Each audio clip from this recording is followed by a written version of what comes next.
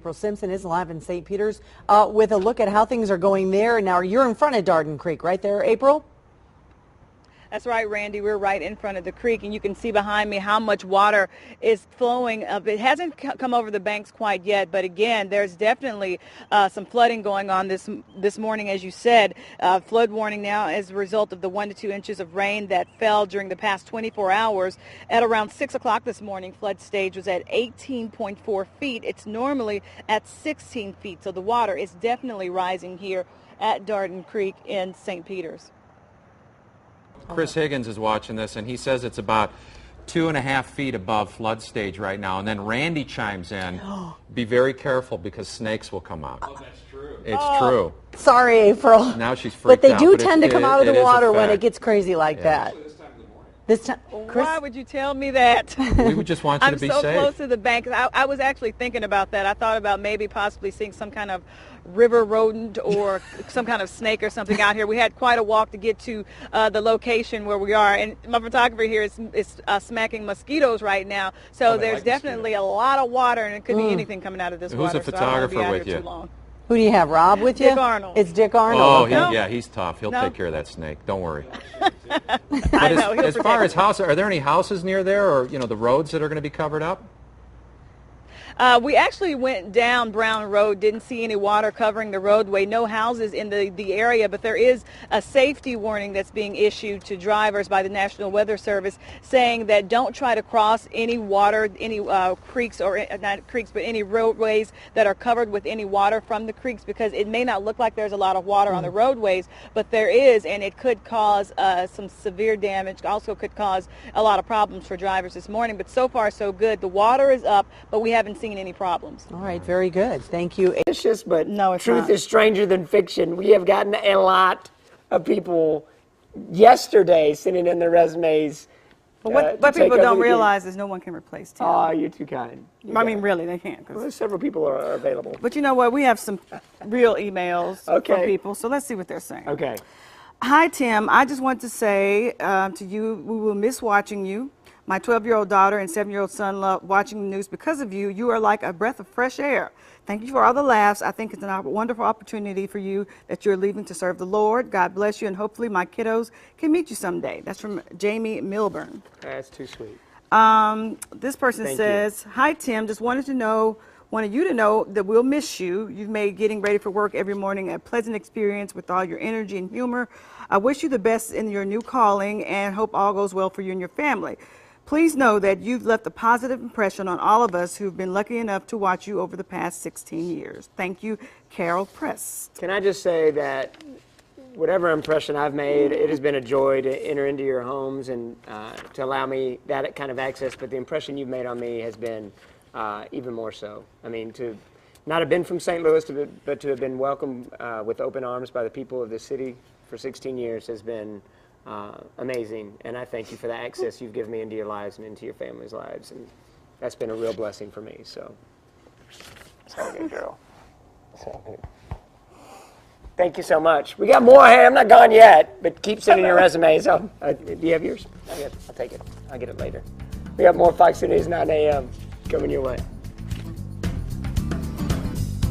For this. Well, even despite the latest research from Harvard, many are still looking for ways to lose weight. And though nothing is easy, there are 5 foods that can go a long way in helping you take off the pounds. SLU dietitian Jen McDaniel is here to talk about the 5 foods you need to help lose weight. But before we get to that, you got to comment on the story we just ran about ample rears. I think this does confirm when we talk about. Well, Randy, police are searching this morning for 3 men. They say those 3 men were in that stolen SUV, and they were in the SUVs when they hit both of those homes. It happened around 1:45 this morning in the 5900 block of Harney in North St. Louis. According to police, an SUV, the stolen SUV, hit a parked car, drove across a yard, and knocked a post off one porch on a home, and then hit the porch of another house. It knocked that post off as well. And from the video, you can see the porch is hanging down on that house. Now, again, police say this was a stolen SUV. 3 men bailed from it, so they are continuing to search for those men this morning. Their building inspector has also been called in to investigate, and the good news is no one was injured. Live in North St. Louis, April Simpson, Fox 2 News. They're not Look, beautiful. I had They're these ugly earlier and for you. Well, they'll bite Tim you. actually brought them for you. It's just a rubber snake. Gotcha, April. Why did you do that? It's from Tim's Love that. collection. He wanted you to I'm have not it. even there and they got you. Yeah. I love that. It's just rubber. Thanks, Perts. I You're appreciate welcome, that. Timmy. She Wasn't the great escape. In fact, it wasn't even a good one. No, it wasn't. 3 juveniles broke out of the Juvenile Detention Center in St. Charles County last night, but not for long. Fox News' Rocky Madden live outside the center with how they did make it to freedom. Good morning, Rocky. Morning, Kevin. You need something to do this weekend, have just the thing for you. The Horseradish Festival is going on this weekend. Elizabeth Davis, Mike Palmatodd, thank you so much for joining us. Now tell us about the festival. Well, basically, we celebrate horseradish in Collinsville, the 23rd. Welcome back to Fox 2 News at 9 a.m. Time once again to get you caught up on your news headlines. For that, the Hamburglar.